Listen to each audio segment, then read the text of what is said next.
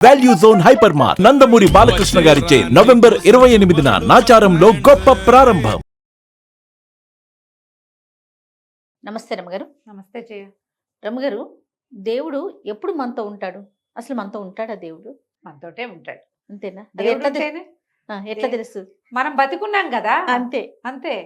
మనం జీవించి ఉన్నామంటే మనతో పాటు భగవంతుడు ఉన్నట్టే జయ. మన లోపల ఉన్నట్లే, అంతే ఉన్నాడు. అనుకో. భగవంతుడు లేకపోతే మనం జీవించే ఉండం. అంతరాత్మ, మన ఆత్మ పరమాత్మ కదా. ఉమ్, పరమాత్మే మన ఆత్మజ్యోతిగా వెలుగుతూ ఉంటాడు. ఆయన ఉంటే మనం ఉన్నట్టే, మనం ఉంటే ఆయన ఉన్నట్టే. ఇక అంతే కదా. అలా ఒప్పుకోబుద్ధి కాదు. ఉమ్. దేవుడు అనేవాడు ఒక ప్రత్యేక పదార్థం. వాడు మన చేయిపుచ్చుకుని నడిపించాలి, మనతో పాటు ఉండాలి, అలా భావిస్తాం. అది వేరు, మనం వేరు. ఆయన వేరు, మనం మనం వేరు. వేరు. అట్లా అనుకుంటాం కదా రమ్మగారు. ఉమ్. అట్లా అనిపిస్తా ఉంటుంది. అలా అనిపిస్తుంది. అలా అనిపించటం కూడా కరెక్టే జయ. అదొక పాయింట్. ఉమ్, దేవుడు మనతో పాటు ఉండటం అంటే, దేవుడికి ఇష్టమైన పనులు చేసేవాడితో దేవుడు ఉంటాడు ఎప్పుడు. భగవంతుడు ఎప్పుడు ఉంటాడు? మనం భగవంతుడు చేయవలసిన కార్యాలు కొన్ని ఉంటాయి. ఉమ్, ఏమిటి? రక్షించటం, కాపాడడం, సహాయం చేయటం, అన్నం పెట్టడం, వాడి కోసం నిలబడటం. ఇవే కదా దైవ లక్షణాలు. అవునండి. భగవంతుడి లక్షణం ఏమిటి? ఇప్పుడు మనని నిలబెడుతున్నాడు భగవంతుడు, మనం ఇంకోళ్ళని నిలబెట్టాలి. అంటే మనం దేవుడు అయినట్టు. ఆ భగవంతుడి లక్షణం అని మనం ఏది చెప్పుకుంటామో అది మనం చేసినప్పుడు భగవంతుడు మనతోటే ఉంటాడు. ఇతరులకు సహాయం చేయటం. ఎవరో పడిపోయారు, వాళ్ళని లేవనెత్తావు, దేవుడు. అంతే. అంతేగా, నువ్వు దేవుడు అయిపోయి దేవుడు నీతో నుంచున్నట్టు, ఆ. నీతో చేయిస్తున్నాడు ఆ పని. ఇప్పుడు దీనికి కుతర్కాలు ఉంటాయి. కొంతమంది ఉంటారు వితండవాదులు. అంటే నేను చేయలేదంటే దేవుడు వద్దన్నాడు అనమాట. నెగిటివ్ గా చూస్తారు. నేను చేయలేదు అంటే దేవుడు నా వద్దన్నాడు, అందుకే చేయలే. నాలో దేవుడు మాట్లాడాడు.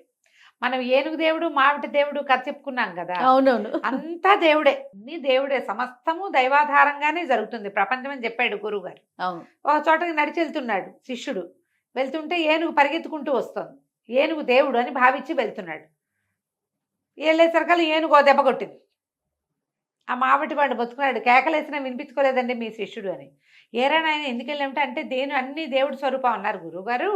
మరి ఏనుగు దేవుడి స్వరూపం కదా, అందుకని ఎదురెళ్ళాను అన్నాడు. సరే, ఏనుగు దేవుడు రమ్మన్నాడు, మావటి దేవుడు వద్దంటున్నాడు కదా. పైన కూర్చున్న వాడు బాబు బాబు పక్కెళ్ళిపో చెట్టెక్కు ఆ దేవుడు వద్దంటున్నాడు. ఆయన వద్దన్నాడు. ఈయన పిలిచాడు అనుకో, బాగుంది. నీకు అర్థమయ్యే వాక్యాల్లో చెప్తున్నాడు కదా, నువ్వు అది ఉమ్. వినాలిగా. ఉమ్, భగవంతుడి పిలుపు వింటమంటే ఏమిటి? అంతే. ఒక మంచి కథ ఉంది జయ. ఓకే. పూర్వం అట ఒక మంచి జ్ఞాని అయిన ఒక వ్యక్తి ఉండేవాడు. ఇతను మంచి ప్రవర్తన నియమావళి కలిగిన వాడు, చాలా మంచివాడు. ఉమ్, తన పూజ బాగా చక్కగా చేసుకునేవాడు, ఇతరులకి సహాయం చేసేవాడు. ఎంత చక్కగా పూజ చేసేవాడంటే, ఒకనాడు భగవంతుడు దిగి వచ్చేసాడు. ఓ, నేను నీతోటే ఉంటా అని చెప్పాడు. ఆయన చాలా సంతోషించాడు. ఆయన ఎక్కడికైనా వెళ్ళేవాడు. వెళ్తే తన పాదముద్రల పక్కన భగవంతుని పాదముద్రలు చూసేవాడు. ఎక్కడికైనా వెళ్ళి తన పాదముద్రలు ఉన్న చోట పక్కన ఇంకొక జోడు పాదముద్రలు ఉండేవి. అంటే దేవుడు నాతో కలిసి నడిచాడు. ఎప్పుడు చూసుకునేవాడు. అయితే ఏమైందట, ఒకసారి పొరుగునున్న ఒక పేదవాడు చెట్టు మీద నుంచి పడ్డాడు. ఈయన అక్కడికి వెళ్ళాడు. నిరుపేదవాడు.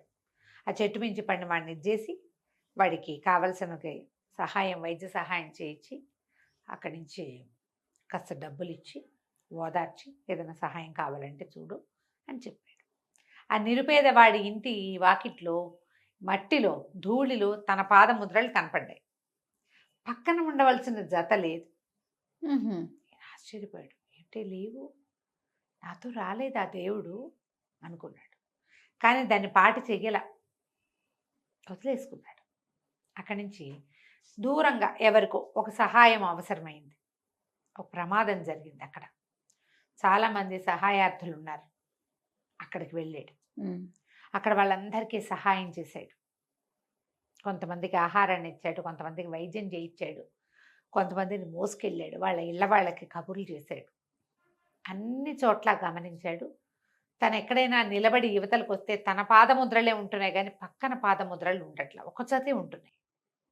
రా భగవంతుడు నాతో ఉండట్లేదా అన్న అనుకున్నాడు. కానీ సరే, ఆయనంతటా ఆయన వచ్చాడు, ఆయనంతటా ఆయన వెళ్తున్నాడు, వెళ్ళిపోయి ఉంటాడు, సరేలే అనుకున్నాడు. ఇట్లా చాలా చోట్ల ఆయన తను సహాయాలు చేయటానికి వెళ్ళినప్పుడు గమనించుకునేవాడు. కొంతకాలానికి ఈయన కుమారుడు మరణించి దుఃఖంలో ఉన్నాడు. ఏం చేయాలో తెలీదు.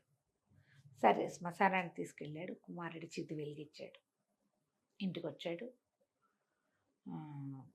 వాకిట్లో నిలబడి చేయవలసిన క్రియలు చేసి అరిగెక్కి వెనక్కి తిరిగి చూసుకున్నాడు. ఒక జతే పాదముద్రలు ఉన్నాయి. విపరీతంగా ఏడ్చాడు ఆయన. కుమారుడు చనిపోయిన దానికంటే ఎక్కువ, ప్రభువు అన్నిటికంటే నీ పూజే ముఖ్యం అనుకున్నాను. నాకు దర్శనం ఇవ్వమని నేను అడగకుండానే నువ్వు నాకు దర్శనం ఇచ్చావు, నాతో ఉంటానన్నావు. ఎందుకో నా మీద నీకు కోపం వచ్చింది నాయన. నేను ఎక్కడికి వెళ్ళినా నువ్వు నాతో రావట్లేదు. నేను ప్రతి చోటకి ఒంటరిగానే వెళ్తున్నాను. ఇప్పుడు ఇంత కష్టం వచ్చింది నాకు. కుమారుడు మరణించాడు. ఇప్పుడు కూడా నువ్వు నాతో లేవా? ఇప్పుడు కూడా నువ్వు నాతో ఉండదలుచుకోలేనంత నేరం నేనేం చేశాను? ఏ తప్పు వల్ల నువ్వు నన్ను వదిలిపెట్టేశావో నాకు తెలియజేయి తండ్రి అని గోడుమని విలపించాడు. విలిపిస్తే భగవంతుడు ప్రత్యక్షమయ్యాడు.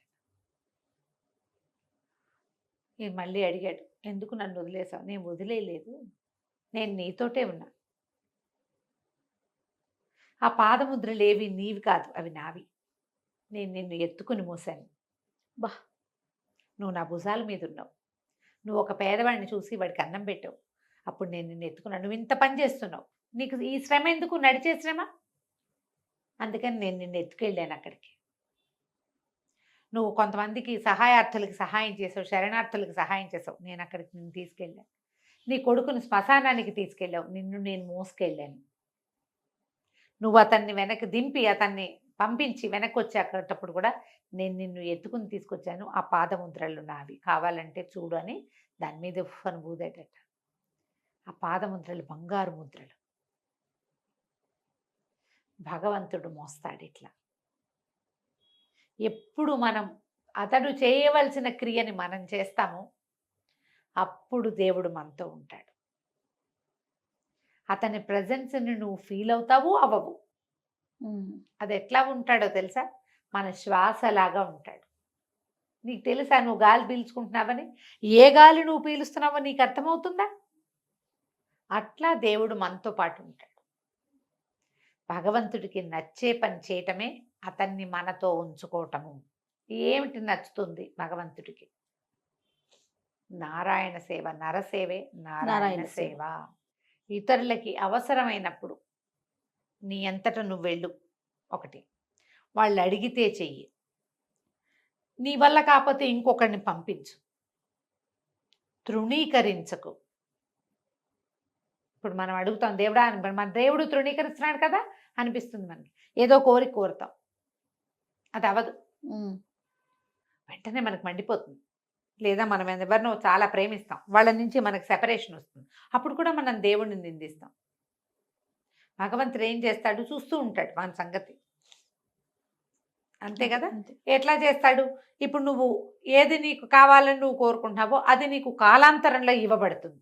ఇప్పుడు నీకు లేదు దానికి అర్హత, వస్తుంది ఎప్పటికో. దానికోసం ప్రయత్నం చేయి. నువ్వు దానికోసం ఆ అర్హతని పోగొట్టుకునే పని ఏమిటి? నువ్వు భగవంతుడిని దూషించటం. దూషణ చేయకూడదు. వ్యక్తుల్ని పోగొట్టుకుంటాం. ఇంకో వ్యక్తిని తీసుకొస్తాడు. ఒక ద్వారం మూస్తే ఇంకో ద్వారం తెరుస్తాడు. ఈ ద్వారం మూసేసుకున్నది భగవంతుడు కాదు మూసింది, నీ కర్మానుభవమే దాన్ని మూసేసింది. నీకోసం ఇంకోటి రెడీ చేస్తాడు. నువ్వు భగవంతుడిని పట్టుకో, అతన్ని వదిలిపెట్టకు, అతనికి నచ్చే పనులు మానకు. ఎప్పుడు అతని అడుగు జాడలు నీతో పాటే ఉంటాయి. గ్రహించుకోవాలంతే.